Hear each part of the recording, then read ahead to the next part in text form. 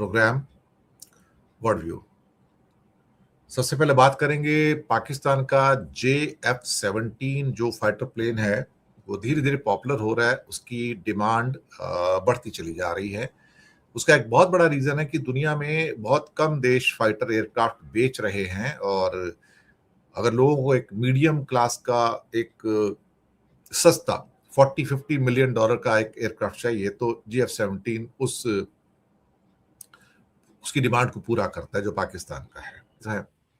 लेकिन बाकी दुनिया में तो सूखा पड़ा हुआ है ना, कहीं भी आपको फाइटर जेट बनता नजर आता नहीं। इंडिया का तेजस तो बिना इंजन के फ्लॉप पड़ा है, कुछ होता ही नहीं उसका तो।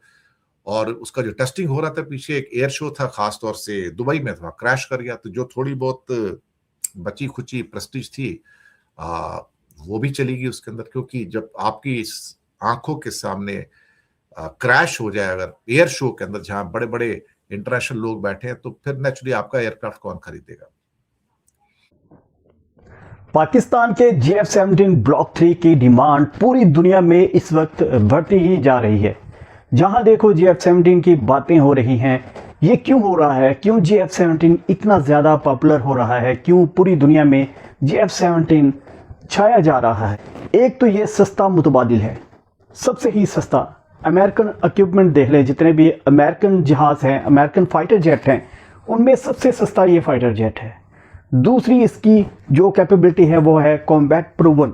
जी हाँ, ये पूरी दुनिया मान चुकी है कि ये कॉम्बैट प्रूवन जहाज़ है और बहुत ही सस्ता लाइट वेट कॉम्बैट एयरक्राफ्ट है, जिसकी वजह से ये तैयार जो है पूरी दुनिया में छा रहा है। अब इस पर भारतीय मीडिया, भारतीय सहाफ़ी क्या कहते हैं कि क्यों JF-17 तेजस के मुकाबले में पूरी दुनिया में छा गया है। वहीं पर तेजस के देखा जाए तो तेजस जो है दिन ब दिन उसकी मार्केट वैल्यू पहले से डाउन हो गया है, यूँ कहें तो सिफर हो गया है। जिन ममालिक ने पहले से तेजस को ख़रीदा था वो भी अब वो एग्रीमेंट जो है वो क्लोज़ कर रहे हैं।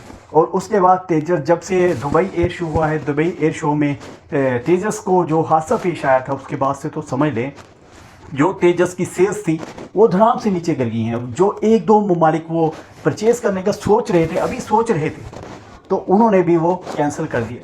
अभी बहुत जल्द आपको सुनने को मिलेगा कि तेजस जो है वो हमेशा के लिए प्रोग्राम बंद कर दिया गया है। तो उम्मीद है कि ये सुनने को मिलेगा। अब क्यों JF-17 पूरी दुनिया में चाह रहा है, एक भारतीय की ज़ुबानी सुनिएगा कि भारतीय सहाफ़ी इस बारे में क्या कहते हैं, सुनिए। तो पाकिस्तान का खास तौर से जो फाइटर विमान है, ये JF-17 जो है पाकिस्तान में असेंबल होता है, और ये 65-35 की कोलैबोरेशन है, खास तौर से पाकिस्तान और चाइना की जो हिस्सेदारी है 65% है, और पाकिस्तान की जो भागीदारी है इसमें जॉइंट वेंचर में 35% है, ये भी मैं बता दूं। और कुछ देशों से कुछ ऑर्डर उनको मिलने जा रहे हैं, एवोल्यूशन चल रहा है। सऊदी है, इराक है, इंडोनेशिया है, बांग्लादेश है, तो काफी कंट्रीज हैं जो, लीबिया भी इसको देख रहा है इस टाइम। और हालांकि किसी ने अभी तक कंफर्मेशन नहीं दी है पूरी की पूरी, लेकिन बांग्लादेश भी उसमें से एक है। तो हर साल कम से कम 20 JF-17 बनाने का पाकिस्तान मैनेज कर लेगा, आपको इस चीज़ की फिक्र करने की ज़रूरत नहीं है। कोई भी मुल्क जब फाइटर एयरक्राफ्ट खरीदता है तो उसको एकदम से सभी तैयारे डिलीवर नहीं कर दिए जाते, वो स्क्वाड्रन के हिसाब से वो डिलीवर किए जाते हैं। तो पाकिस्तान की ये कैपेसिटी है, वो किस कदर ये कैसे इंक्रीज़ करता है, ये सर्द पाकिस्तान का है। ठीक है, जितने मर्जी ऑर्डर पाकिस्तान ले ले, पाकिस्तान के पास अल्हम्दुलिल्लाह ये चीज़ कैपेबिलिटी है कि वो ये रिक्वायरमेंट कस्टमर की पूरी कर सकता है। उसके पास पावर है इसका, मतलब इतना बना सकता है, यानी कि एक स्क्वाड्रन तो ऑलमोस्ट वो बना सकता है हर साल। अब जो फाइटर जेट एक साल में बनते हैं वो पाकिस्तान की एयरफोर्स को चले जाते हैं। तो अब पाकिस्तान अभी तक ये नहीं साफ कर पाया कि अगर उसे ऑर्डर मिलते हैं तो अगर 20 की जगह 40 बनाने हो तो कैसे बनाएगा फिर। तो पाकिस्तान JF-17 को बेचकर अपने जो हथियारों का जो एक्सपोर्ट है उसको बढ़ाना चाहता है, और उससे उसको पैसे मिलेंगे। लेकिन इसको थोड़ा सा मार्केट में एक चेंज करने वाला, एक किस्म से कहा जाए एयरक्राफ्ट कहा जा रहा है। हो क्या गया है कि बहुत सारी तो कंट्री ऐसी हैं जो वेस्टर्न कंट्री से खरीदती हैं, जो बड़े महंगे फाइटर एयरक्राफ्ट हैं। दूसरी बात, जो किफायती या थोड़े से चीपर एयरक्राफ्ट हैं, फाइटर एयरक्राफ्ट, वो दुनिया में है ही नहीं, किसी के पास भी नहीं है। तो फाइटर एयरक्राफ्ट बनाने वाले कंट्री हैं कितने? या अमेरिका है, या यूरो फाइटर है, या फिर ले देखिए राफेल है, आपका सो कॉल्ड फ्रांस का है, और रशिया के कुछ सुखोई वगैरह हैं, चाइना के J-20 है, लेकिन F-17 भी चाइनीज ही तो है। लेकिन बाकी दुनिया में तो सूखा पड़ा हुआ है ना, कहीं भी आपको फाइटर जेट बनता नजर आता नहीं। इंडिया का तेजस तो बिना इंजन के फ्लॉप पड़ा है, कुछ होता ही नहीं उसका तो। और उसका जो टेस्टिंग हो रहा था पीछे, एक एयर शो था खास तौर से दुबई में था, क्रैश कर गया। तो जो थोड़ी बहुत बची खुची प्रेस्टीज थी, वो भी चली गई उसके अंदर, क्योंकि जब आपकी आंखों के सामने क्रैश हो जाए अगर एयर शो के अंदर, जहां बड़े बड़े इंटरनेशनल लोग बैठे हैं, तो फिर नेचुरली आपका एयरक्राफ्ट कौन खरीदेगा। और अभी इसकी जो कीमत है 40 से 50 मिलियन डॉलर की है, और जबकि जो दूसरे एयरक्राफ्ट है वो 100 से लेकर 200 मिलियन डॉलर का एक है, यानी कि 1000 करोड़ से लेकर 2000 करोड़ के हैं। और ये 50 मिलियन डॉलर का है, तो अगर इंडियन रुपीस में देखा जाए तो 450-500 करोड़ के अंदर एक एयरक्राफ्ट आ जाता है। तो सस्ता भी है, और कई लोगों को जो मीडियम रेंज का एक सिंपल सा फाइटर एयरक्राफ्ट चाहिए, तो वो पाकिस्तान से उनको मिल सकता है, प्रोवाइडेड पाकिस्तान उतना बना पाए। अभी तो मुश्किल से 20 एयरक्राफ्ट साल में वो बना पाता है। आते हैं ईरान के ऊपर, और ईरान के पास 440 केजी का 60% का एनरिच्ड यूरेनियम है। अब सवाल यहाँ पर ये हो रहा है कि ये यूरेनियम किसके पास दे दिया जाए अगर ये समझौता होता है अमेरिका और ईरान के बीच में। एक्चुअली समझौता कैसे हो रहा है मैं आपको बताता हूँ।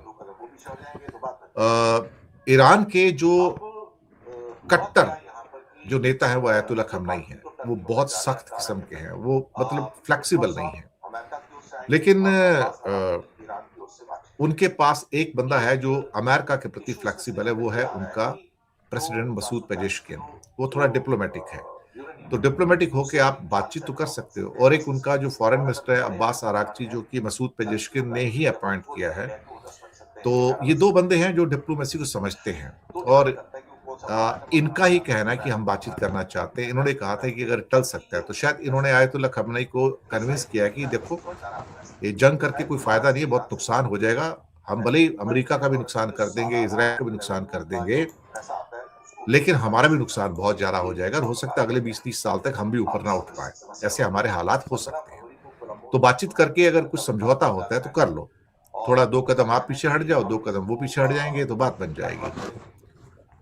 अब हुआ क्या यहाँ पर कि ये बातचीत तो टर्की में होने जा रही है, अंकारा के अंदर। विटकॉफ साहब अमेरिका की ओर से आएंगे, और अब्बास आरागची ईरान की ओर से बातचीत करेंगे। एक इशू इसमें से निकलकर ये आ रहा है कि जो 440 किलो जो यूरेनियम है, उससे करीब 40 एटम बम बन सकते हैं 10-10 किलो के। और अगर बड़े एटम बम बनाने हैं 40 किलो का एक, या 44 केजी का एक, तो वो 10 बन सकते हैं या 11 बन सकते हैं। तो डिपेंड करता है कि वो कौन सा बड़ा एटम बम बनाना चाहते हैं, छोटा एटम बम बनाना चाहते हैं, जिसे टैक्टिकल वेपन भी कहा जाता है उसको। अब ये एक उसमें ऑप्शन दिया गया है कि शायद ट्रंप के द्वारा बातचीत में, कि तुम ये जो एनरिच्ड यूरेनियम है 440 केजी जो है, जिसे अमेरिका बर्बाद नहीं कर पाया था B-2 बॉम्बर से, उसे तुम रशिया को दे दो। और रशिया के साथ अंदर पुतिन साहब की बातचीत चल रही है इनकी, ईरान की।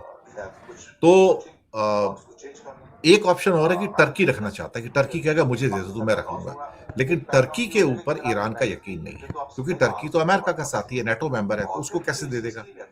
कल को टर्की से अमेरिका ले जाएगा, तब क्या करोगे। तो रशिया एक साथी है जो ईरान का उसका पक्का साथी है, पक्का दोस्त भी है। तो एक पॉसिबिलिटी हो सकती है कि इस जंग को टालने के लिए वो कहेगा भाई ठीक है, मेरे पास यूरेनियम है, मैं रशिया को दे देता हूं, तो रशिया उसको लेकर चला जाएगा, धंधा खत्म, बात खत्म होगी। हम एटम बम नहीं बनाएंगे, जो अब बाकी पीसफुल पर्पस के लिए हम एटॉमिक एनर्जी का यूज कर लेंगे, आपको इंस्पेक्शन करना है आके कर लो, जो करना है।